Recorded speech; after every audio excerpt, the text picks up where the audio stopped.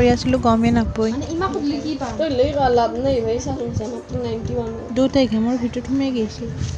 মাত্ৰ 91 আছে ধৰ এয়া চাওক দেখাই পাইছে বিছনাখনত কাপোৰৰ দম হৈ আছে একদম বজাৰ হেন হৈ আছে আৰু বেগখনত অলপমান চিধা আছিল সেইখিনি মই চেক কৰিছোঁ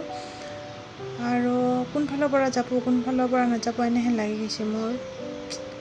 আৰু ভিডিঅ'টোত এনেকৈ ইফালৰ পৰা সিফালে যে অহা যোৱা কৰি আছে এইটো জিত অফিচত যাৰ কাৰণে মানে অহা যোৱা হৈ আছিল সেইখিনি উঠি গৈছে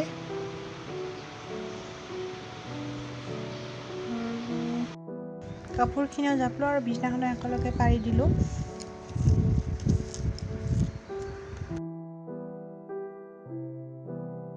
এইবাৰ মই পাক্কাত বহি লৈছোঁ আৰু হাতত লৈ লৈছোঁ এইখন ক্লিপবৰ্ড ক্লিপটো বেয়া হৈ গৈছে সেইকাৰণে মই ভাবিছোঁ কিবা এটা বস্তু বনাওঁ আৰু আপোনালোকৰ লগতে এইটো শ্বেয়াৰ কৰোঁ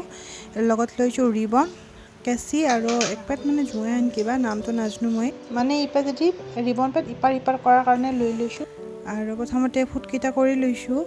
তাৰপিছত ৰিবনখিনি এনেকৈ সোমাই দি আছোঁ চেষ্টা কৰি আছোঁ ভিতৰত ফুটকেইটা সৰু হৈছে যাবাই নোখোজে পাৰ হৈ আৰু এনেকৈ কৰি আছোঁ চাই থাককচোন ভিডিঅ'টো শেষলৈ চালে গম পাব কি বস্তু মই বনাই আছোঁ এইটো সৰু সুৰা DIY হয় মোটামুটি কান হৈ গৈছে কিন্তু মোৰ মতেদি অলপমান মানে সৰু হয় লাগছে ৰছী কেইপাত চাওঁ আৰু কি কৰোঁ ইয়াৰ মানে কি হ'ব মোৰ লগত সদায় সেনেকৈ নহয় বৰ্তমান লাম্বা হৈছে প্ৰথমতে দিছিলোঁ এনেকৈ দি দিছিলোঁ আৰু কি কৰিলোঁ আৰু এক্সট্ৰা পেট জৰা কৰি দিলোঁ ইয়াতেও গাঁঠি মোৰ লগত সদায় এনেকৈ নহয় বাৰু চাওঁ অমলে চাওঁ কিবা হয় কিমান টকা হৈছে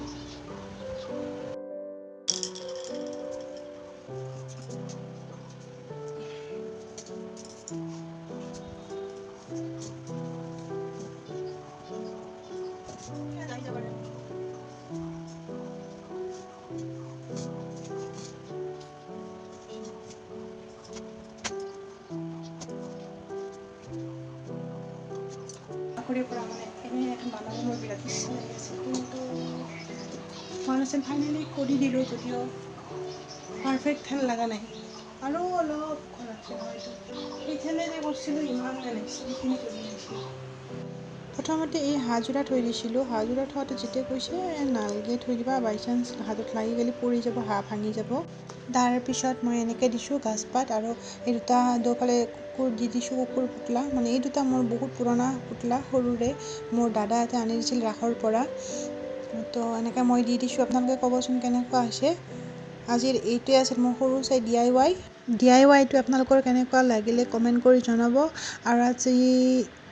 আৰু ভিডিঅ'টো একেলগে চোৱাৰ কাৰণে বহুত বহুত ধন্যবাদ আৰু আজিৰ ভিডিঅ'টো মই এইখিনিতে এণ্ড কৰোঁ আৰু এটা নতুন ব্লগত লগ পোৱাৰ আশাত আজিলৈ বাই বাই জয় আই অসম।